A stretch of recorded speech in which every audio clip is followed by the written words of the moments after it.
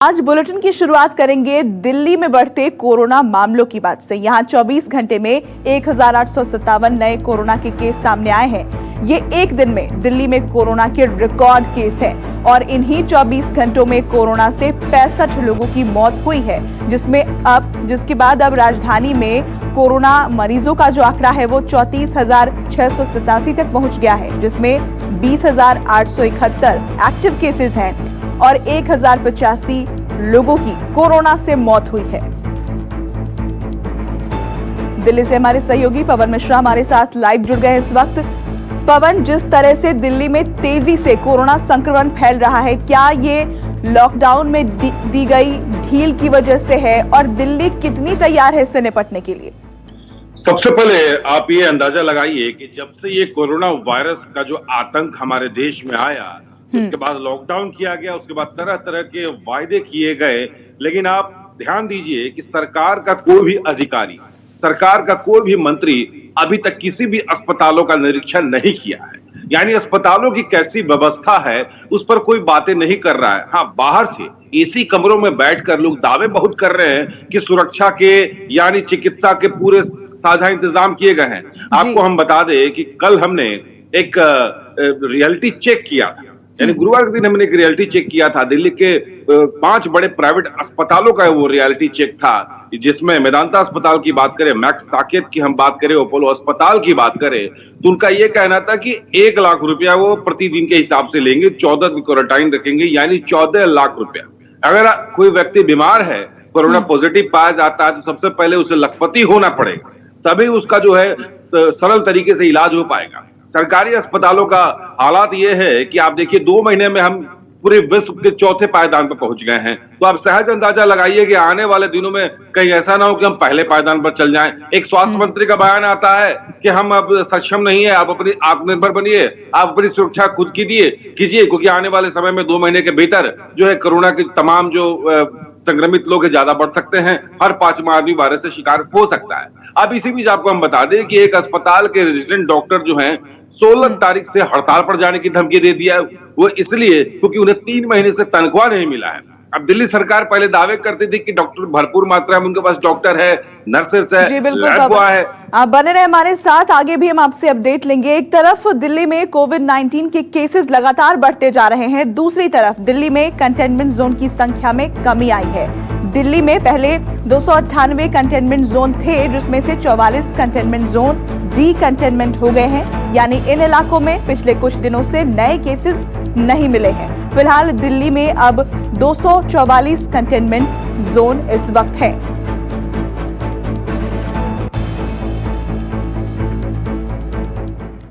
वहीं दिल्ली में एनएचआरसी की टीम ने एलएनजेपी अस्पताल का दौरा किया, जिसके बाद जांच टीम ने बताया कि अस्पताल की तरफ से उन्हें बताया गया है कि वहां सभी व्यवस्थाएं ठीक हैं। टीम की सदस्य ज्योतिका कालरा ने बताया कि वो अस्पताल में मरीजों से बात तो नहीं कर पाए, लेकिन फीडबैक लेने की कोशिश की गई।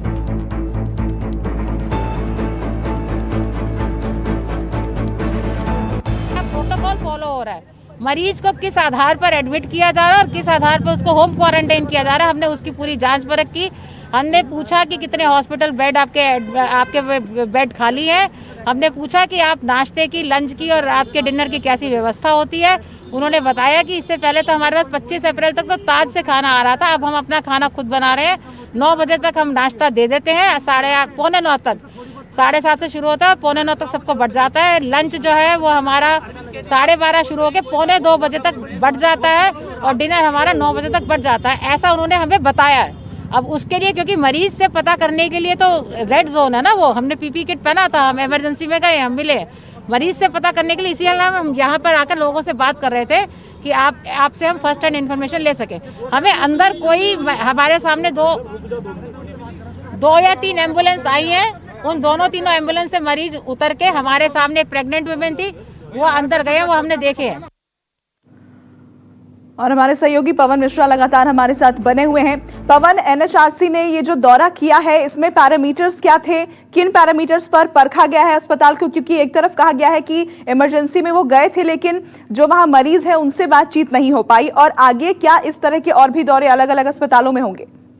बिल्कुल, अगर दौरा किया जाए तो क्या दौरा करने से स्थिति और हालात क्या सुधर सकता है? ये दौरा पहले क्यों नहीं किया गया? अब आप देखिए कि खुद एनएचआरसी का जो बयान आ रहा है, लग रहा है कि अस्पताल का सहयोग करने का बयान आ रहा है। सबसे पहले तो आपको जाकर के कोविड पेशेंट या उसके परिजनों से आपको बातचीत करनी चाहिए, ना कि अस्पताल प्रशासन से जाकर के इस मुद्दे पर बातचीत करनी चाहिए, क्योंकि अस्पताल प्रशासन और दिल्ली सरकार जो है लगातार शुरू से ही आमने-सामने रहा है। एक दूसरे पर जो है आरोप प्रत्यारोप का दौर जो है लगातार चलता रहा है। अब जब दिल्ली सरकार एक्शन मोड में जब आई है, उसके बाद ये कहा गया, जैसे कि आप साधारण किसी भी बीमारी का दूसरे इलाज के लिए आप जाते हैं तो सबसे पहले ये डॉक्टर प्रिफर कर रहे हैं कि आप कोविड-19 का सबसे पहले आप जांच करवा के आइए, जिसका 4500 रुपए से लेकर के 6500 रुपया तक जांच मांगा जा रहा है। तब एक गरीब आदमी, एक लोअर मिडिल क्लास का व्यक्ति जो है कहां से 4500 से 6500 रुपया दे पाएगा? इसके लिए अब एलएनजी में एक व्यवस्था जो है, ये एक व्यवस्था किया गया है कि अगर आप सिंपल आपका बुखार है तो उसका एक अलग से जांच होगा।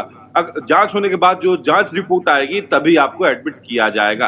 अब एक नई इसमें इंतजाम किया गया, खाने पीने का बदसलूकी का इंतजाम यहाँ पर जरूर लगाया गया था, परिजनों की तरफ से भी लगाया गया था। और कुछ जो पेशेंट है उन्होंने एक वीडियो वायरल किया था जिसपे ये कहा गया था कि ना उन्हें नाश्ता समय पर मिलता है, ना उन्हें खाना टाइम पर मिलता है, और ना ही उनके साथ कोई अच्छा व्यवहार किया जा रहा है। लेकिन अस्पताल प्रशासन ने। पवन, बहुत शुक्रिया आपका ये अपडेट हमें देने के लिए।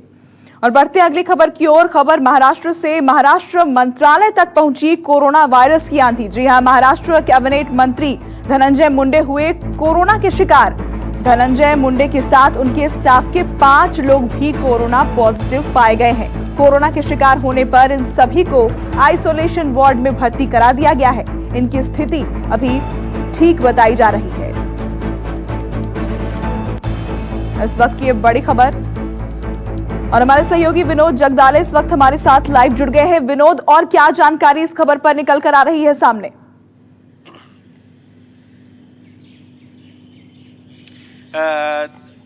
देखिए, एनसीपी पार्टी के नेता और ठाकरे सरकार के मंत्री धनंजय मुंडे ये कोरोना पॉजिटिव पाए गए हैं और उनके स्टाफ के 5 लोग भी फिलहाल पॉजिटिव पाए गए हैं। उनका इलाज एक निजी अस्पताल में फिलहाल यहाँ पर चल रहा है। सबसे पहले मैं आपको बताऊं कि जब कोरोना महामारी शुरू हुई तो सबसे पहले इसके चपेट में आने वाले मंत्री थे जितेंद्र आव्हाड, दूसरे मंत्री बने अशोक चव्हाण और तीसरे अब धनंजय मुंडे। हालांकि दोनों मंत्री पहले वाले ठीक होकर उन्होंने अपना काम शुरू किया है। अब धनंजय मुंडे फिलहाल कोविड-19 के शिकार वहां पर हुए हैं और उन पर इलाज चल रहा है। उनकी तबीयत भी सही बताई जा रही है। जी, आप बने रहे हमारे साथ। अगली खबर पर भी हम आपसे अपडेट लेंगे। खबर बताएं दर्शकों को, वहीं कोरोना से सबसे ज्यादा प्रभावित राज्य महाराष्ट्र में भी मौत का वायरस लगातार कहर बरपा रहा है। यहां पिछले 24 घंटे में कोरोना के 3607 नए केस सामने आए हैं, जो राज्य में एक दिन का रिकॉर्ड आंकड़ा है। तो वहीं 152 लोगों की मौत हुई है। वहीं राज्य में अब कोरोना मरीजों की संख्या 97,648 हो गई है, जिसमें से 54,085 मरीज मुंबई में है। अब तक महाराष्ट्र में कोरोना से 3,590 लोगों की मौत हो चुकी है, जिसमें 1,954 मौत मुंबई में हुई है। विनोद हमारे साथ लगातार बने हुए हैं। विनोद, जिस तरह से महाराष्ट्र में कोरोना आउट ऑफ कंट्रोल हो चुका है, क्या सरकार की क्या स्ट्रेटजी होगी आगे?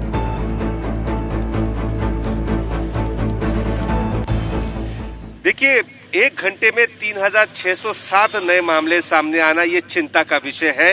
राज्य सरकार अपने प्रयास यहाँ पर कर रहा है। फिलहाल अब आपको पता ही होगा, बीकेसी में जो 1000 बेड का जो हॉस्पिटल वहां बनाया गया था, उसके बगल में ही दूसरा 1000 बेड का कोविड-19 स्पेशल हॉस्पिटल की तैयारी वहां पर पूरी हो चुकी है। काम भी जल्द ही पूरा होने वाला है। इसके अलावा फिलहाल हम जहां खड़े हैं वहां ठाणे शहर में भी 1024 बेड का मल्टी स्पेशल यहाँ पर कोविड-19 का एक अस्पताल बनाया गया है, जिसमें 500 बेड सिर्फ आईसीयू के लिए रखे गए। ऑक्सीजन फैसिलिटी उसमें दी गई है, क्योंकि सरकार को भी पता है कि आने वाले दिनों में ये महामारी और फैलने वाली है। आने वाले 24 से 48 घंटे में मॉनसून महाराष्ट्र में दस्तक देने वाला है। फिलहाल मॉनसून का सफर महाराष्ट्र में शुरू हो चुका है। जब मुंबई और ठाणे में और एमएमआरडी रीजन में जब बारिश होती है वो काफी ज्यादा होती है, और आपको तो पता है कि बारिश होने के बाद बीमारी ज्यादा फैलती है, यानी बुखार हो, सर्दी हो, खांसी हो, तो लोगों में कहीं ना कहीं डर अभी भी है। तो लोग फिलहाल डरे हुए जरूर नजर आ रहे हैं। तो राज्य सरकार अपना पूरा प्रयास यहाँ पर कर रही है। इसके अलावा जो डॉक्टर्स है, जिन्होंने अपने क्लिनिक फिलहाल बंद रखे थे, उन सभी ने अपने क्लिनिक ज्यादातर डॉक्टर ने वहां पर खोले हैं। सरकार ने भी उनको कहा है कि बारिश के समय में सर्दी खांसी ऐसी बीमारी ज्यादा फैलती है और लोगों में शायद डर फैल जाता है कि ये बीमारी कहीं कोविड-19 की नहीं है ना, तो कहीं ना कहीं उनको चेक करना जरूरी है। इसलिए सारी जो तैयारी करते हुए वहां पर अपने क्लिनिक खोले, ये राज्य सरकार ने आदेश दिए हैं। डॉक्टरों ने भी वहां पर अच्छा सहयोग देना शुरू कर दिया है। जी, यानी कोविड के साथ साथ मॉनसून भी चुनौती बढ़ाने वाला है। बहुत शुक्रिया विनोद आपका ये अपडेट हमें देने के लिए।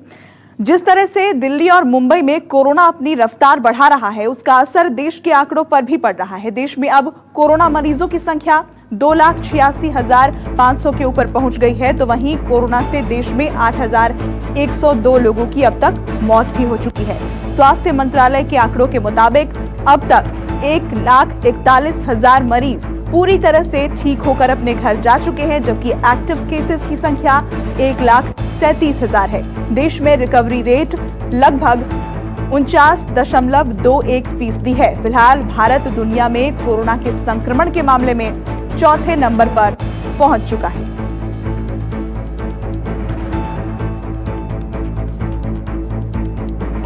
और इस वक्त की एक बड़ी खबर आपको बताएं भोपाल से, जहां प्रशासन ने नए नियम बनाए हैं। नए नियमों के मुताबिक भोपाल सिर्फ 5 दिन खुलेगा, मतलब शनिवार और रविवार को शहर बंद रहेगा। ये फैसला बढ़ते कोरोना मामलों को देखते हुए लिया गया है।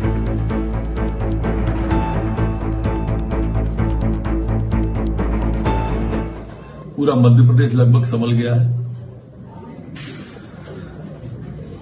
भोपाल का है, अब आज ये भी तय किया है कि अब भोपाल 5 दिन खुलेगा, पूरा भोपाल खुलेगा 5 दिन, और 2 दिन शनिवार इतवार इसको बंद रखेंगे।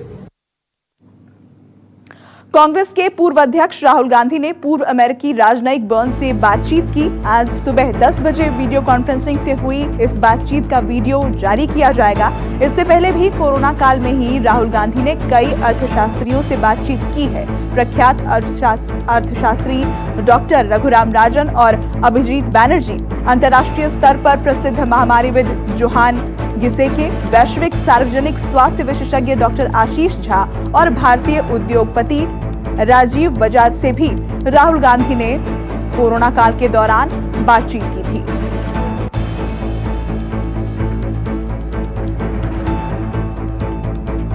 तो कोरोना काल में राहुल गांधी लगातार नामचीन लोगों से बातचीत कर रहे हैं, जिसकी आज एक कड़ी 10 बजे प्रसारित की जाएगी। बातचीत का जो अंश है उसे 10 बजे प्रसारित किया जाएगा। अमेरिकी राजनयिक से राहुल गांधी ने बातचीत की है। और राज्यसभा चुनाव को लेकर जयपुर के शिव विलास रिजॉर्ट में आज दोपहर लंच के बाद सभी विधायकों की मीटिंग होनी है। इससे पहले देर रात मुख्यमंत्री अशोक गहलोत और राज्यसभा प्रत्याशी केसी वेणुगोपाल शिव विलास रिजॉर्ट पहुंचे, जिसके बाद इन दोनों की विधायकों से बातचीत हुई। संगठन महासचिव वेणुगोपाल, प्रदेश प्रभारी अविनाश पांडे और रणदीप सुरजेवाला के साथ लंबी चर्चा हुई। मुख्यमंत्री अशोक गहलोत कल रात से ही इसी होटल में ठहरे हुए हैं। कांग्रेस ने बीजेपी से विधायकों के खरीद फरोख्त से बचाने के लिए शिव विलास रिजॉर्ट में ठहराया हुआ है।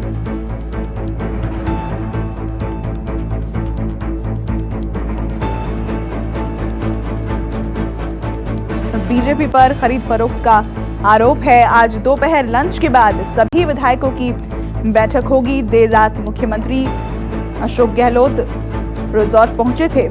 मुख्यमंत्री के साथ केसी वेणुगोपाल भी थे। राजस्थान में राज्यसभा चुनाव को लेकर सरगर्मियां तेज हो गई है। यहाँ की 3 सीटों के लिए चुनाव होना है, लेकिन बीजेपी ने आखिरी वक्त में अपने पास नंबर गेम नहीं होने के बावजूद भी 2 प्रत्याशियों को उतार दिया। हालांकि बीजेपी अपना एक प्रत्याशी बहुत आसानी से चुनाव में जिता सकती है, लेकिन दूसरे प्रत्याशी को बिना नंबर गेम के उतारने के चलते यह पूरा राज्यसभा चुनाव का खेल ही अब रोचक बन गया है। कांग्रेस, यदि संख्या बल के लिहाज से मैं बात करूं तो राजस्थान विधानसभा में 200 विधायक कुल हैं और कांग्रेस के पास 107 विधायक अपने हैं। 13 में से 12 विधायकों के समर्थन की कांग्रेस पूरी तरह बात कह रही है और ये सभी विधायक कांग्रेस के पक्ष में खुलकर खड़े भी हैं।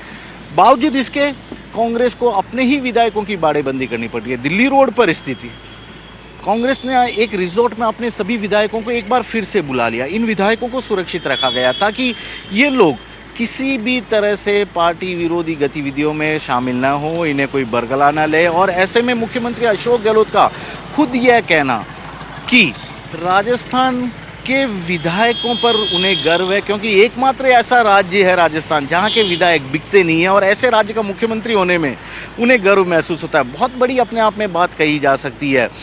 संकेत साफ है कि अशोक गहलोत बार बार यह बताने की कोशिश कर रहे हैं कि बीजेपी राजस्थान की उनकी सरकार में सेंध लगाने की कोशिश कर रही है, उनकी सरकार को न केवल अस्थिर करने की कोशिश कर रही है, बल्कि राज्यसभा चुनाव में संख्या बल नहीं होने के बावजूद भी अपने दूसरे प्रत्याशी को जिताने के लिए कांग्रेस और निर्दलीय विधायकों को तोड़ने की कोशिश कर रही है। कैमरामैन दिनेश कुमावत के साथ श्रीवत्सन, जयपुर न्यूज़ 24। अगर आपको ये वीडियो पसंद आया हो तो इसे लाइक और शेयर जरूर करें, और हाँ, हमें सब्सक्राइब और फॉलो करना ना भूलें ताकि आप देश और दुनिया की कोई भी खबर मिस ना करें। कोरोना वायरस की कोई ब्रेकिंग न्यूज हो या फिर इलेक्शंस की, आपकी जेब से जुड़ी कोई खबर हो, इलेक्शंस की खबर हो, कोई भी कंट्रोवर्सी हो या फिर वायरल वीडियो, सब मिलेगा न्यूज़ 24 पर। तो जुड़िए हमारे साथ और देखिए न्यूज़ 24।